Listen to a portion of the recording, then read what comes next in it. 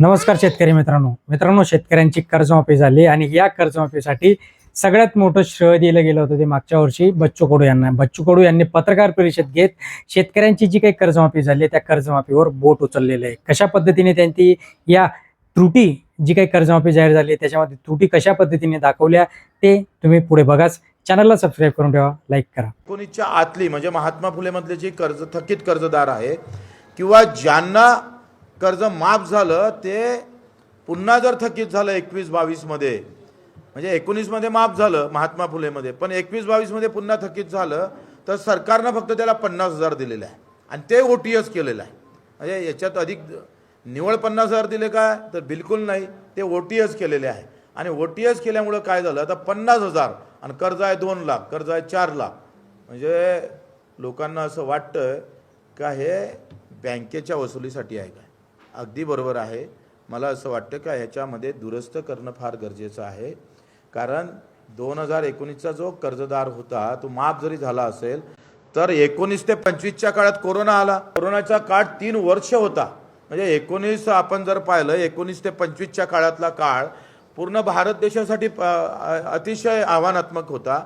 त्याच्यामुळे मुख्यमंत्री महोदयांना आम्ही विनंती करणार आहोत का महात्मा ज्योतिबा फुले मध्ये ज्यांना माफी झाली ते आता पुन्हा थकीत राहिले असेल तर त्यांना सुद्धा 1 ते 1.5 लाख रुपये 2 लाख रुपये याचप्रमाणे कर्जमाफी करावी, त्यांना कर्जमाफीमध्ये घ्यावं आणि जे पूर्ण 4 लाख रुपये असेल जे ओटीएस मध्ये आले नाही महात्मा फुलेमध्ये त्यांना सुद्धा घेतलं पाहिजे।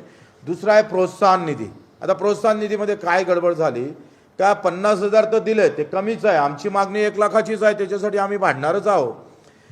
पण त्याच्यासोबत त्यांनी अट काय घातली का सतत 2 वर्ष जर कर्ज फेडलं असेल तर मग आम्ही तुम्हाला प्रोत्साहन निधी देऊ, म्हणजे पुन्हा मेघ घालून घेतली। आता सतत 2 वर्ष फेडल्यावर जर प्रोत्साहन निधी देत असाल तर अर्धे शेतकरी पुन्हा बिचारे त्याच्यापासून त्या प्रोत्साहन योजनेपासून दूर जाणार आहे। म्हणून कुठल्याही अट प्रोत्साहन निधीमध्ये ठेवू नये। जो जर आता जर आज जर तो नील आहे, आज जो तो रेग्युलर कर्जदार आहे त्याला ते प्रोत्साहन निधी भेटला पाहिजे आणि तो 50,000 नाही तर तो 1 लाख भेटला पाहिजे। कारण कर्ज भरणाऱ्याच्याच मुळावर जर येत असेल, तो प्रामाणिकपणे कर्ज भरत असेल, इकून तिकून गहाण आणून लोकांचं उसने आणून जर तो कर्ज परतफेड करत असेल तर त्याच्यासोबत वाईट होता कामा नये। मी तर समोर जाऊन पलीकडे मागणी करतो आहे का आता तर 1 लाख रुपये तुम्ही द्याच, पण दरवर्षी जेथपर्यंत आम्हाला हमीभाव भेटत नाही, आमच्या शेतीमालाला जेथपर्यंत हमीभाव भेटत नाही, हमीभावात पूर्ण खरेदी होत नाही, तोपर्यंत जो रेग्युलर कर्जदार आहे त्याला 50,000 दरवर्षी त्याला आम्ही पाहतो योजना दिली पाहिजे। 15 ते 20 ते 25,000पर्यंत आपण त्याला दिलं पाहिजे। जसे आपण व्याज माफी देतो त्याला मुद्दलमध्ये सुद्धा सरकारनं भूमिका घेतली पाहिजे, ते सुद्धा आम्ही मागणी करतो आहे। नंतर आपण पाहतो का याच्यामध्ये ज्या विधवा भगिनी आत्महत्याग्रस्त महिला आहे, जे खातेदार मरण पावले, आता त्याचा वारसदार काही पैसे भरायला तयार नाही आहे, म्हणजे खातेदार मरण पावलेले आहे, ज्या विधवा भगिनी आहे, ज्या दिव्यांग शेतकरी आहे यांना सरसकट कर्जमाफी केली पाहिजे, हे सुद्धा आमची मागणी आहे। दुसरं काय झालं, शिवाजी महाराज आणि महात्मा ज्योतिबा फुले, मी माझ्या बँकेचा अभ्यास जर केला तर शिवाजी महाराज आणि महात्मा ज्योतिबा फुलेमध्ये जे पात्र शेतकरी आहे, जे पात्र आहे त्यांना सुद्धा पैसे दिले नाही। मग देवेंद्र फडणवीस साहेबांचं सरकार होतं, नंतर उद्धव साहेबांचं सरकार आलं, फडणवीस साहेबांनी शिवाजी महाराजांची नावानं योजना सुरू केली, उद्धव साहेबांनी महात्मा ज्योतिबा फुलेंच्या नावानं योजना सुरू केली आणि मग शिवाजी महाराजांमध्ये जे पात्र शेतकरी होते त्यांचे पात्र यादीमध्ये नाव आहे, त्यांना प्रोत्साहन निधीमध्ये त्यांचं नाव आहे, परंतु शिवाजी महाराजांच्या नावाची आणि महात्मा फुलेंच्या नावांची जी योजना आहे त्यातल्या पात्र शेतकऱ्यांचे अजूनपर्यंत बँकेत पैसे जमा न झाल्यामुळं तो बोजा तच्च्या तसाच आहे।